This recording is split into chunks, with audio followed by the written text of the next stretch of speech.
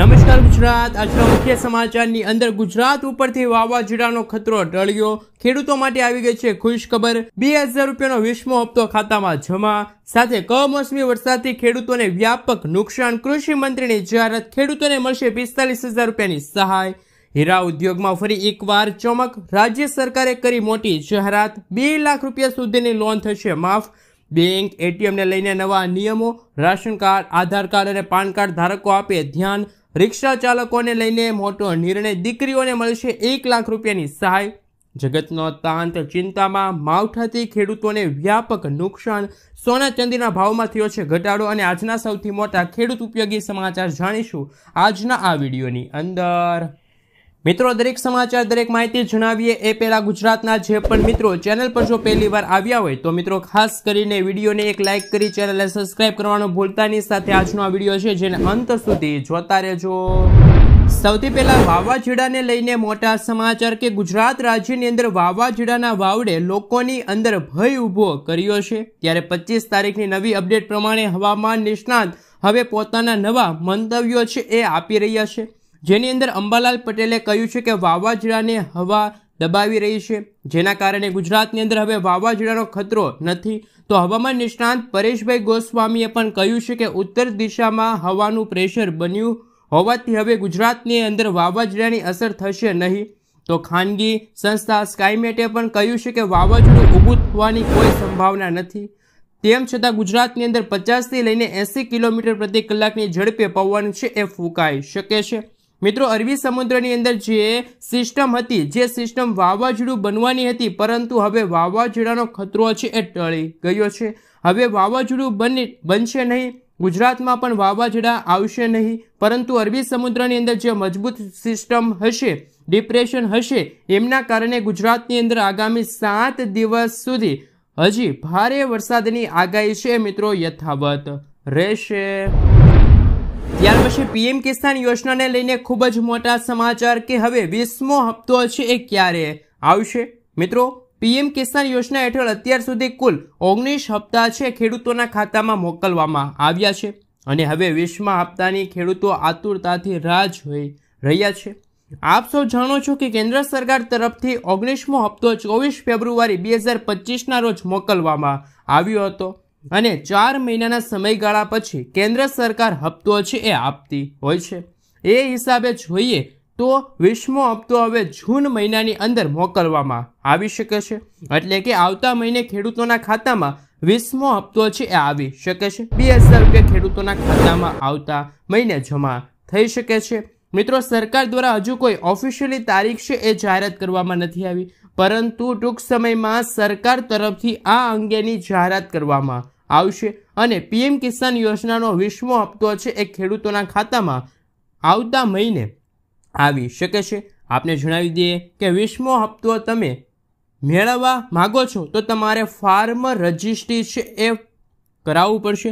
Farmer registry તમે ID card કઢાવશો ત્યાર પછી તમને હવે આવનારા હપ્તા છે એ મળવા પાત્ર રહેશે। તો 20મા હપ્તાને લઈને સૌથી મોટા સમાચાર, 20મો હપ્તો મેળવવા માટે ફાર્મર આઈડી કાર્ડ છે એ ફરજિયાત રહેશે। મિત્રો, ત્યાર પછીના સમાચાર વિશે વાત કરીએ તો હીરા ઉદ્યોગમાં ફરી ચમક। રાજ્ય સરકારે કરી મોટી જાહેરાત। રત્ન કલાકારોને લઈને રાજ્ય સરકારે મોટી રાહત આપી છે। હીરા ઉદ્યોગમાં આવેલી મંદીને લઈને રત્ન કલાકારોને ખૂબ જ મુશ્કેલીનો સામનો કરવો પડ્યો હતો, જેથી હીરા ઉદ્યોગની ચમક પાછી લાવવા સરકારે મોટી જાહેરાત કરી છે। રત્ન કલાકારોને સહાય પેકેજની જાહેરાત કરી છે। રાજ્ય સરકારે પેકેજ જાહેર કરતા રત્ન કલાકારો અને હીરા ઉદ્યોગ માટે રાહત મળી છે। રાહત પેકેજને લઈને ગૃહ રાજ્યમંત્રી હર્ષ સંઘવીએ નિવેદન આપ્યું છે। સીએમ સાથેની 74 દિવસ બેઠક બાદ પેકેજ જાહેર કરાયું, જેના લીધે હીરા ઉદ્યોગને ફાયદો થશે। રત્ન કલાકારો માટેના પેકેજને રત્ન કલાકારોએ આવકાર્યું છે। લોન ઉપર 9%ની 3 વર્ષ સુધીની સહાય આપવામાં આવશે। રાહત પેકેજમાં કેવી કરાઈ છે જાહેરાત, તેમના વિશે વાત કરીએ તો રત્ન કલાકારોના બાળકોની શિક્ષણ ફી સરકાર ચૂકવશે। ઇલેક્ટ્રિસિટી ડ્યુટીમાં 1 વર્ષની રાહત અપાઈ। 1 વર્ષ માટે સ્કૂલોની ફી છે એ મિત્રો પેકેજ જાહેર થયું। રત્ન કલાકારોના બાળકોને 1 વર્ષ માટે મફત શિક્ષણ મળશે। 13,500 રૂપિયા સુધીના શિક્ષણ ફી સરકાર ચૂકવશે. નાના ઉદ્યોગકારોને 5 લાખ રૂપિયાની લોન પર 1 વર્ષનું વ્યાજ માફ. રોજગારીથી વંચિત 21 વર્ષથી વધુના રત્ન કલાકારોને લાભ મળશે. મિત્રો, ત્યાર પછીના સમાચાર વિશે વાત કરીએ તો કમોસમી વરસાદથી ખેડૂતોને વ્યાપક નુકસાન. કિસાન કોંગ્રેસ દ્વારા તાત્કાલિક સહાય પેકેજની માંગ. રાજ્યભરમાં પડેલા કમોસમી વરસાદે ખેડૂતોની કમર તોડી નાખી છે. સૌરાષ્ટ્ર, મધ્ય ગુજરાત અને દક્ષિણ ગુજરાતના અનેક જિલ્લાઓમાં થયેલા અણધાર્યા વરસાદથી ખેડૂતોના ઊભા પાકને વ્યાપક નુકસાન થયું છે, જેના કારણે ખેડૂતોની ચિંતામાં અનેક ગણો વધારો થયો છે. ખાસ કરીને કેરી, દાડમ, લીંબુ, જામફળ, પપૈયા જેવા બાગાયતી પાકોને આ કમોસમી વરસાદથી ભારે નુકસાન થયું છે. તૈયાર પાક થવાના આરે હતા ત્યારે આવેલા વરસાદે ખેડૂતોની આશા પર પાણી ફેરવી દીધું છે. બાગાયતી પાકો ઉપરાંત ખેતી પાકોમાં મગ, અડદ, તલ, બાજરીના પાકોમાં પણ વરસાદી અસર જોવા મળી. ખેડૂતોએ કરેલી મહેનત અને ખર્ચ પાણીમાં ગયા હોવાનું ચિત્ર સામે આવ્યું. આવી સ્થિતિમાં કિસાન કોંગ્રેસના પ્રદેશ અધ્યક્ષ પાલભાઈ આંબલિયાએ રાજ્ય સરકાર પર આકરા પ્રહારો કર્યા. તેમણે જણાવ્યું છે કે સરકારે હજુ સુધી કોઈ કૃષિ સહાય પેકેજ જાહેર કર્યું નથી, જે ખેડૂતો પ્રત્યેની સરકારની ઉદાસીનતા દર્શાવે છે. પાલ આંબલિયાએ આક્ષેપ કર્યા છે કે જો કૃષિ મંત્રી સેટેલાઇટ ઇમેજ દ્વારા ખેડૂતે કયા પાક વાવેતર કર્યા છે તેમની માહિતી મેળવી શકતા હોય તો કયા ખેડૂતોને કેટલું નુકસાન થયું છે તે અંગે સર્વે પણ કરી શકાય છે. તેમને તાત્કાલિક ધોરણે સર્વે હાથ ધરીને સહાય પેકેજ જાહેર કરવાની માંગ કરી, જેથી સંકટમાં મુકાયેલા ખેડૂતોની ત્વરિત મદદ મળી શકે. મિત્રો, ત્યાર પછીના સમાચાર વિશે વાત કરીએ તો ઉત્તર ગુજરાત અને સૌરાષ્ટ્રને 30 જૂન સુધી નર્મદાનું પાણી અપાશે. ગુજરાતના મુખ્યમંત્રી ભૂપેન્દ્ર પટેલે ઉનાળાની ઋતુ દરમિયાન બહોળા પ્રમાણમાં પાકનું વાવેતર થઈ શકે તે માટે ચેકડેમ, તળાવ ભરવા માટે લોકોને પીવાના પાણીની સમસ્યા પણ ન રહે તેવો જનહિતકારી અભિગમ નર્મદા જળ વિતરણથી અપનાવ્યો છે. મુખ્યમંત્રી ભૂપેન્દ્ર પટેલ સમક્ષ ઉત્તર ગુજરાત અને સૌરાષ્ટ્ર વિસ્તારમાં કિસાનો અને અગ્રણીઓ દ્વારા કરાયેલી રજૂઆતો અનુસાર ખેડૂત હિતકારી નિર્ણય લેવામાં આવ્યો છે. મુખ્યમંત્રી ભૂપેન્દ્ર પટેલે તારીખ 30 જૂન 2025 સુધી નર્મદાનું ટોટલ 30,689 MCFT પાણી ઉત્તર ગુજરાત અને સૌરાષ્ટ્રના વિસ્તારો માટે ફાળવવાનો નિર્ણય કર્યો છે. તદનુસાર ઉત્તર ગુજરાત માટે નર્મદાનું 14,539 MCFT અને સૌરાષ્ટ્ર માટે 16,150 MCFT પાણી આપવા માટેનો નિર્ણય લીધો છે. મિત્રો, ત્યાર પછીના સમાચાર વિશે વાત કરીએ તો હાલ સરકાર આપશે ફ્રી ઇન્ટરનેટ. દેશમાં મૂળભૂત સુવિધાઓ સાથે ઇન્ટરનેટને જોડવા જઈ રહેલા ફ્રી ઇન્ટરનેટ બિલ પર વિચારના સરકારે મંજૂરી આપી છે. આ બિલમાં દેશના પછાત અને ગરીબ વર્ગના લોકોને મફત ઇન્ટરનેટ આપવાની યોજના બનાવવામાં આવી છે. તેનો મુખ્ય ઉદ્દેશ એ છે કે દેશના ગરીબો ડિજિટલ ઇન્ડિયાથી દૂર ન રહે, જેમાં સરકાર દ્વારા કોઈપણ ચાર્જ વિના ઇન્ટરનેટ મફત આપવામાં આવશે. ફ્રી ઇન્ટરનેટ બિલ ગયા વર્ષે ડિસેમ્બરમાં રાજ્યસભામાં રજૂ કરવામાં આવ્યું હતું. રાષ્ટ્રપતિએ ગૃહે આ બિલ પર વિચારણા કરવાની ભલામણ કરી છે. આ બિલનું નામ રાઇટ ટુ ફ્રી ઇન્ટરનેટ છે. મિત્રો, ત્યાર પછીના સમાચાર વિશે વાત કરીએ તો હાલ ટ્રેક્ટર ખરીદવા માટે ખેડૂતોને મળશે 45,000 રૂપિયાની સહાય. ગુજરાત સરકારે ખેડૂતોના હિતને ધ્યાનમાં રાખીને વધુ એક મહત્વપૂર્ણ પગલું ભર્યું. આ ખેડૂત પોર્ટલ પર ટ્રેક્ટર સબસિડી યોજના, ગુજરાત ટ્રેક્ટર સહાય યોજના જેમને કહેવામાં આવે છે, જે હેઠળ રાજ્યના 50,000 ખેડૂતોને ટ્રેક્ટર ખરીદી પર સબસિડી આપવામાં આવશે. આ યોજનાનો મુખ્ય હેતુ ખેડૂતોને આધુનિક કૃષિ તકનીકો અપનાવવાનો અને જેનાથી ખેડૂતોની કાર્યક્ષમતામાં વધારો થશે, ખેડૂતોની આવકમાં પણ સુધારો થશે. આ યોજના હેઠળ ખેડૂતોને ટ્રેક્ટરની કિંમતના 40% અથવા તો 45,002 માંથી જે ઓછું હોય તે મુજબ સબસિડી આપવામાં આવશે. ગુજરાતના તમામ વર્ગના ખેડૂતો આ યોજના અંતર્ગત લાભ છે લઈ શકે છે. મિત્રો, ત્યાર પછીના સમાચાર વિશે વાત કરીએ તો ખેડૂતો માટે રાહત આપતા સમાચાર. ગુજરાતમાં ભર ઉનાળે કમોસમી વરસાદ ખાબક્યો છે, જેના પગલે ખેતી પાકમાં મોટું નુકસાન પહોંચ્યું છે. ત્યારે ખેડૂતોમાં ચિંતા વ્યાપી છે. આ બધાની વચ્ચે રાજ્ય સરકારે કમોસમી વરસાદથી થયેલા નુકસાનનો સર્વે કરવા આદેશ આપ્યો છે. પ્રાથમિક સર્વે કરીને આગામી 2 દિવસમાં કૃષિ વિભાગને અહેવાલ સોંપવામાં આવશે. બાગાયતી પાકોને ભારે નુકસાન થયું છે. સાથે સાથે મિત્રો ખેડૂતો સરકાર પાસે સહાયની માંગ કરી. ભર ઉનાળે વાવાઝોડા અને કરા સાથે થયેલા વરસાદથી અનેક ખેડૂતને રાતા પાણીએ રોવાનો વારો આવ્યો. ખેડૂતોના તૈયાર પાકો જમીનદોસ્ત થયા. લાખો રૂપિયાનું ખેડૂતોને નુકસાન થયું. બાજરી પપૈયાના પાકને ભારે નુકસાન થતાં ખેડૂતો સરકાર પાસે સહાયની માંગ કરી રહ્યા છે. ખેડૂતોને શાકભાજી, ડાંગર, બાજરી, જુવાર જેવા પાકનું ભારે નુકસાન પહોંચ્યું છે. અચાનક વાવાઝોડા અને વરસાદથી ખેડૂતોએ કરેલી 6 મહિનાની મહેનત પાણીમાં ફરી વળી છે.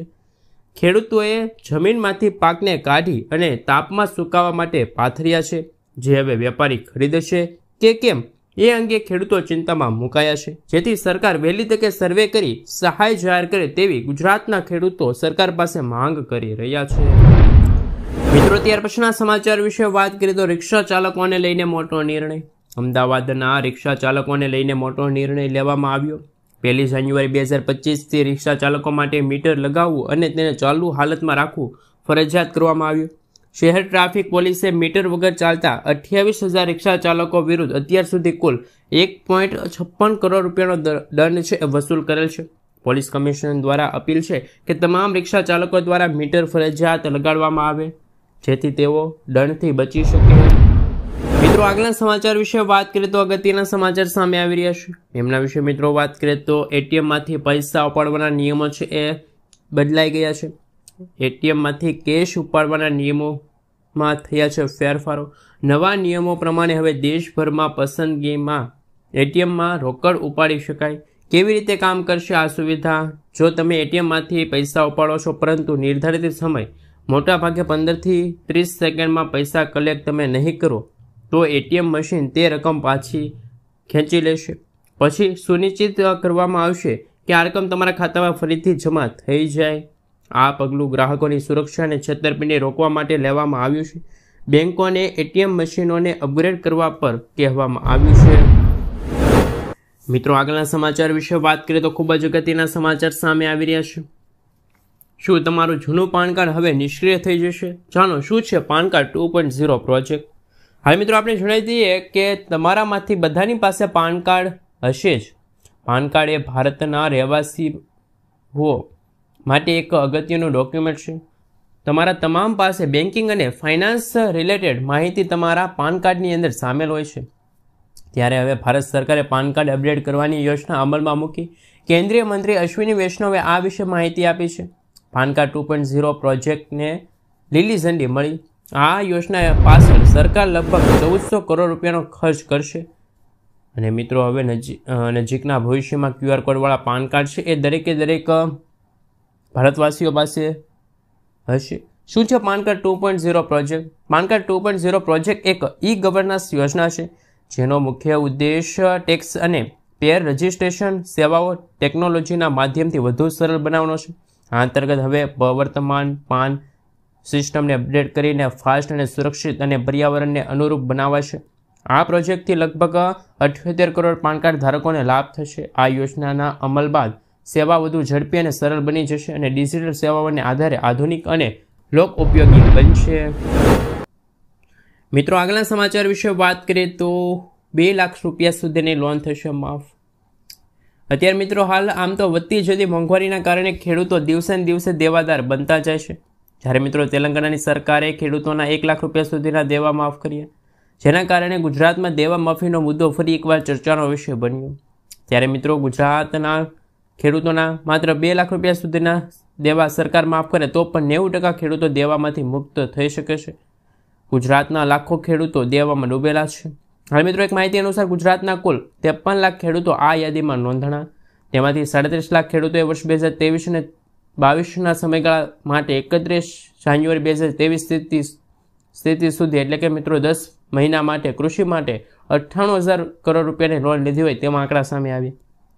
ભલે ખેડૂતોએ વધતા ઓછા પ્રમાણમાં ખેતી માટે લોન લીધી હશે, પરંતુ આનો સીધો અર્થ એ થાય કે ગુજરાતના પ્રત્યેક ખેડૂતોના માથે 2,63,595 રૂપિયાનું દેવું છે.